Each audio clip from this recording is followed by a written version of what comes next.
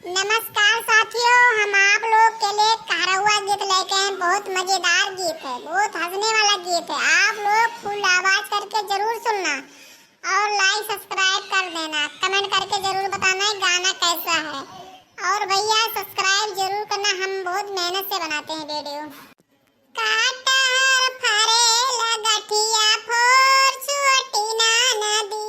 काटहर फरेला गठिया फोर छोटी ना नदी, गठिया फोर छोटी ना नदी, गठिया फोर छोटी ना नदी, काटहर फरेला गठिया फोर छोटी ना नदी, काटहर फोरी फारी कुरवा लगायु मैं, काटहर फोरी फारी कुरवा लगायु मैं, काटहर बेचाई गायु अकबरपुर बाजार छोटी ना नदी, काटहर बेचाई गायु अकबरपुर बाजार छोटी ना नदी, काटहर बेच के लौटी घर आयु मैं, काटहर बेच के लौटी घर आयु मैं, दुआरवा पे ठाड़ ससुर हमार छोटी ना नदी, दुआरवा पे ठाड़ ससुर हमार छोटी ना नदी, काटहर फरेला गठिया फोर छोटी ना नदी, काटहर फरेला गठिया फोर छोटी ना नदी, काटहर फोरी फारी कुरवा लगायु मैं, काटहर फोरी फारी कुरवा लगायु मैं, काटहर बेचाई गायु धौली तर बाजार छोटी ना नदी, काटहर बेचाई गायु धौली तर बाजार छोटी ना नदी, बेचत होई गई रात छोटी ना नदी, दुआरवा पे ठाड़ जेठऊ हमार छोटी ना नदी, दुआरवा पे ठाड़ जेठऊ हमार छोटी ना नदी, काटहर फरेला गठिया फोर छोटी ना नदी, काटहर फरेला गठिया फोर छोटी ना नदी,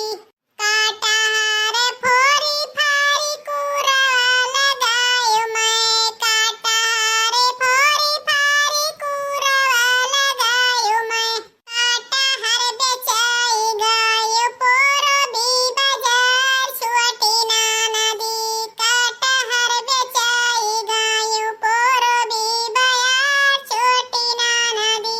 बेचत होई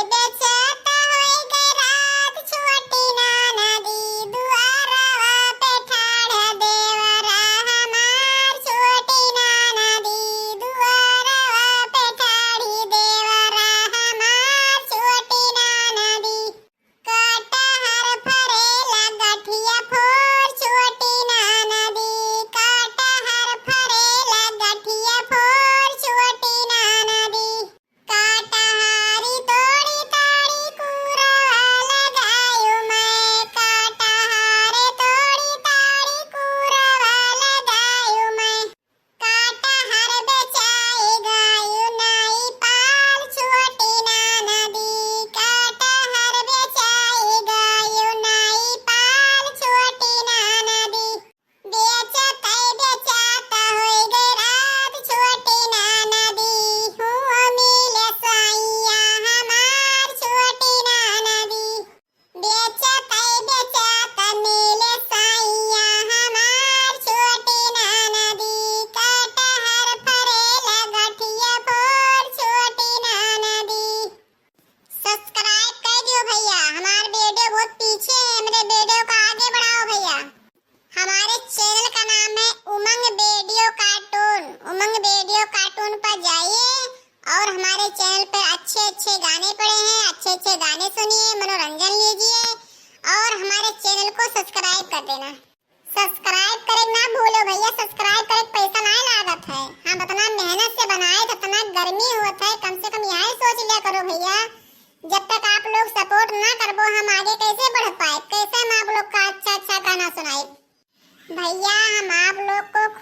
करने के लिए अच्छा अच्छा गाना बनाती हूँ, बहुत अच्छा अच्छा गाना बनाती हूँ। इतना धूप रहता है, इतना गर्मी रहता है, जब भी मैं गाना बनाती हूँ, गाना बनाना नहीं छोड़ती हूँ।